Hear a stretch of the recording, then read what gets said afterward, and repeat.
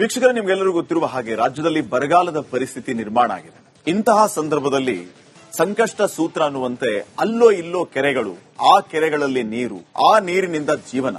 ಆದ್ರೆ ಆಗ್ತಾ ಇರೋದೇನು, ಕೆರೆಗಳು ಸಂಪೂರ್ಣವಾಗಿ ವಿಷಮಯ ಆಗ್ತಾ ಇದೆ. ಇಂತಹ ಸಂದರ್ಭದಲ್ಲಿ ಸರ್ಕಾರ ಮಾಡಬೇಕಾಗಿರೋದು ಏನು?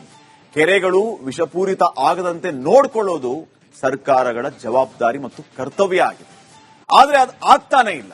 ಅಭಿಯಾನದ ಮೂಲಕ ಈಗ ಸದ್ಯಕ್ಕೆ ರಾಜ್ಯದಲ್ಲಿ ಯಾವ ರೀತಿಯ ಪರಿಸ್ಥಿತಿ ಇದೆ, ಸರ್ಕಾರ ಏನು ಮಾಡಬೇಕು, ಎಲ್ಲೆಲ್ಲಿ ಯಾವ ರೀತಿಯ ಪರಿಸ್ಥಿತಿ ಇದೆ ಅನ್ನೋದರ ಸಂಪೂರ್ಣ ವರದಿ ಇದೆ.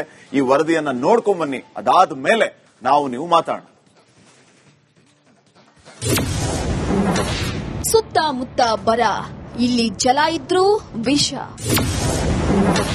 ತುಂಬಿದ ಕೆರೆ, ಉಪಯೋಗಕ್ಕಿಲ್ಲ ಹನಿ ನೀರು. ಅಮೃತ ಧಾರೆ ಒಡಲಿಗೆ ವಿಷವಿಕ್ಕಿ ಕೊಂದ್ರ. ಚಿತ್ರದುರ್ಗದ ಜಲಧಾರೆ ವಿಷವಾಗಿದೆ. ಕೋಟೆ ನಾಡಿನ ಅಮೃತ ಧಾರೆ ಒಡಲಿಗೆ ವಿಷವಿಕ್ಕಲಾಗಿದೆ. ಬರ ಇದ್ದಾಗಲೂ ತುಂಬಿ ಹರಿಯುತ್ತಿದ್ದ ನಗರಂಗೆರೆ ಗಬ್ಬೆದ್ದು ನಾರುತ್ತಿದೆ. ಕಾರ್ಖಾನೆ ವಿಷ, ಕೊಳಚೆ ಹಾಗೂ ಚರಂಡಿ ನೀರಿಂದ ನೀರು ಕೊಚ್ಚೆಯಾಗಿದೆ. ನಡೆಸ್ತಾ ಇದ್ದ ನೀರು ನಂಜಾಗಿ ಬದಲಾಗಿದೆ. ಜಲ ಪರೀಕ್ಷೆ ನಡೆಸಿದ ಮಾಲಿನ್ಯ ನಿಯಂತ್ರಣ ಮಂಡಳಿಯೇ ಶಾಕ್ ಆಗಿದೆ.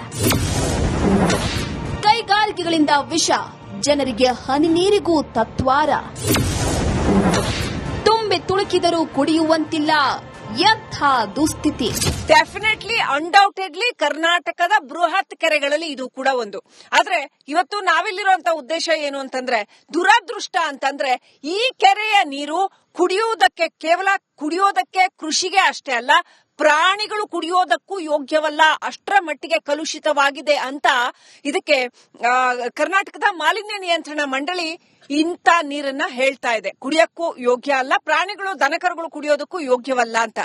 ಚಿತ್ರದುರ್ಗದ ನಗರಂಗೆರೆಯ ಸುತ್ತಮುತ್ತ ಬರದ ಬೇಗೆಯಿಂದ ಜನ ಹೈರಾಣಾಗಿದ್ದಾರೆ. ಚಳ್ಳಕೆರೆ ನಗರದಿಂದ ಕೇವಲ 1 ಕಿಲೋಮೀಟರ್ ದೂರ ಇರುವ ನಗರಂ ಕೆರೆ 300 ಎಕರೆಗೂ ಹೆಚ್ಚು ವಿಸ್ತೀರ್ಣ ಉಳ್ಳ ಈ ಕೆರೆ ರಾಜ್ಯದ ಅತಿ ದೊಡ್ಡ ಕೆರೆಗಳಲ್ಲಿ ಒಂದು. ಆದ್ರೆ ಇದೀಗ ಗಬ್ಬೆದ್ದು ನಾರುತ್ತಿದೆ. ಚಳ್ಳಕೆರೆಯ ನಗರ ಪ್ರದೇಶದ ತ್ಯಾಜ್ಯ ನೀರಿನಿಂದ ಅಂದ್ರೆ ಯಾವುದೇ ಸಂಸ್ಕರಣ ಮಾಡದೆ ಡೈರೆಕ್ಟ್ ಆಗಿ ಏನ್ ನಮ್ಮ ರಾಜಕಾಲುವೆ ಇದೆ, ರಾಜಕಾಲುವೆ ಮುಖಾಂತರ ಬಿಟ್ಟಿರುವಂತದ್ದು ನಗರಸಭೆಯ ಒಂದು ನಿರ್ಲಕ್ಷ್ಯದಿಂದಾಗಿ ಇವತ್ತು ಏನು 322 ಎಕರೆ ಪ್ರದೇಶ ಇದೆ, ಇವತ್ತು 5-6 ವರ್ಷಗಳಿಂದ, not only 1 or 2-3 years, it is comes around 6 to 7 years ಇಂದ ಈ ಕೆರೆ ತುಂಬತಾನೆ ಇದೆ. ವಿಷವಿಕ್ಕುವವರಿಗೆ ಸಾಥ್ ನೀಡಿದ್ರ ಅಧಿಕಾರಿಗಳು. ಅಷ್ಟೇ ಅಲ್ಲ, ಎಣ್ಣೆ ತಯಾರಿಕಾ ಮಿಲ್ಗಳ ತ್ಯಾಜ್ಯ ಹಾಗೂ ರಾಸಾಯನಿಕ ವಿಷ ಕೂಡ ಈ ಕೆರೆ ಒಡಲನ್ನ ಸೇರುತ್ತಿದೆ. ಹ್ಯಾಟ್ರಿಕ್ ಶಾಸಕ ಸಚಿವ ರಘುಮೂರ್ತಿ 2021ರಲ್ಲಿ ಅಂದು ಸ್ವಚ್ಛವಾಗಿದ್ದ ಈ ಕೆರೆಗೆ ಬಾಗಿನ ಅರ್ಪಿಸಿದರು. ಆದ್ರೆ ಈ ಕೆರೆಯನ್ನ ಉಳಿಸಿಕೊಳ್ಳುವಲ್ಲಿ ಮಾತ್ರ ಅವರ ಇತ್ತೀಚಿನ ವರ್ಷಗಳ ನಿರ್ಲಕ್ಷ್ಯ ಜನರ ಆಕ್ರೋಶಕ್ಕೆ ಕಾರಣವಾಗಿದೆ. ಸಂಬಂಧಪಟ್ಟ ನಗರಸಭೆ ಇಲಾಖೆ ಅಧಿಕಾರಿಗಳು, ಡಿಸಿ ಅವರು ಬಂದಿದ್ರು, ಮತ್ತೆ ನ್ಯಾಯಾಧೀಶರು ಬಂದಿದ್ರು. ಅವರೆಲ್ಲ ಟೀಮ್ಗೆ ಬಂದು ಅವ್ರ ನ್ಯಾಯಾಧೀಶರು ಅವ್ರಿಗೆ ಆದೇಶ ಮಾಡಿದ್ರು, ತಕ್ಷಣ ಈ ನೀರನ್ನ ನೀವು ಫಿಲ್ಟರ್ ಮಾಡಿಬಿಡ್ಬೇಕು, ಇಲ್ಲಿಗೆ ಆರೋಗ್ಯವಂತ ನೀರನ್ನ ಕೊಡಬೇಕು ಅಂತಂದೇಳಿ ಇದ್ ಮಾಡಿದ್ರು. ಅವರು ನ್ಯಾಯಾಧೀಶರಿಗೂ ಬೆಲೆ ಇದ್ದಾಗ ಆಗುತ್ತೆ. ಅವ್ರು ಯಾರಿಗೂ ಕೇರ್ ಮಾಡಲ್ಲ, ನಗರಸಭೆ ಅಧಿಕಾರಿಗಳು ಅವ್ರು ಯಾರಿಗೂ ಲೆಕ್ಕಕ್ಕಿಡಲ್ಲ. ನೋಡ್ರಿ, ಜೀವನದ ಜೊತೆ ಚೆಲ್ಲಾಟ ಆಡ್ತಿದ್ರೆ. ದಯಮಾಡಿ ಮಾನ್ಯ ಶಾಸಕರು ತುರ್ತಾಗಿ ಈ ಒಂದು ನಾವೇನು ಈಗ ಕಲುಷಿತ ನೀರು ಬರುತ್ತೋ, ಎಸ್ಟಿಮೇಟ್ ಆಗಿದೆ 6 ಕೋಟಿ ಆಗಿದೆ, 7 ಕೋಟಿ ಆಗಿದೆ ಅಂತ ಅಂತಾರೆ. ಮಾನ್ಯ ಶಾಸಕರು ನಗರಸಭೆ ಅವ್ರಿಗೆ ಸೂಚಿಸಿ ಈ ಫಿಲ್ಟರ್ ಮಾಡಿ ನೀರು ಬಿಟ್ರೆ ನಮ್ಗೆ ಅನುಕೂಲ ಆಗುತ್ತೆ, ಬೆಳೆ ಬೆಳೆಯಕ್ಕೂ ಆಗುತ್ತೆ. ಇಂದಿಗೂ ಡ್ರೈನೇಜ್ ನೀರು ಹಾಗೂ ಕಾರ್ಖಾನೆ ಹಾಗೂ ಮಿಲ್ಗಳ ತ್ಯಾಜ್ಯ ಹರಿಸಿ ಐತಿಹಾಸಿಕ ಕೆರೆಯನ್ನ ಹಂತ ಹಂತವಾಗಿ ಕೊಲ್ಲಲಾಗ್ತಾ ಇದೆ.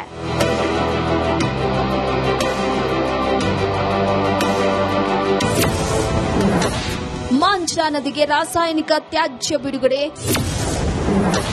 3 ಕೈಗಾರಿಕೆ ಮುಚ್ಚುವಂತೆ ಖಂಡ್ರೆ ಸೂಚನೆ. ಇತ್ತ ಮತ್ತೊಂದೆಡೆ ಗ್ರಾಮೀಣಾಭಿವೃದ್ಧಿ ಮತ್ತು ಪಂಚಾಯತ್ ರಾಜ್ ಸಚಿವ ಖಂಡ್ರೆ ಮಹತ್ವದ ಆದೇಶ ಮಾಡಿದ್ದು, ಮಾಂಜ್ರಾ ನದಿಗೆ ರಾಸಾಯನಿಕ ತ್ಯಾಜ್ಯ ಬಿಡುಗಡೆ ಮಾಡ್ತಾ ಇದ್ದ ಮೇ 6H ಇಂಡಸ್ಟ್ರೀಸ್, ಮೇ ಸತ್ಯದೀಪ್ತ ಕೆ ಇಂಡಸ್ಟ್ರೀಸ್ ಹಾಗೆ ಮೇ ಹಿಮಾಲಯ ಕೈಗಾರಿಕೆಗಳು ಮುಚ್ಚುವಂತೆ ಆದೇಶ ನೀಡಿದ್ದಾರೆ. ನೀರು ನೀರು ಸಕಲ ಜೀವಿಗಳಿಗೆ ಆಧಾರ. ಅದರಿಂದ ಇದರ ರಕ್ಷಣೆ ಹಾಗೂ ಸಂರಕ್ಷಣೆ ಎಲ್ಲ ಕರ್ತವ್ಯ. ಆದ್ರಿಂದ ಸರ್ಕಾರ ಕಠಿಣಾತಿ ಕಠಿಣ ಕ್ರಮಗಳನ್ನ ಕೈಗೊಳ್ಳಬೇಕಾಗಿದೆ.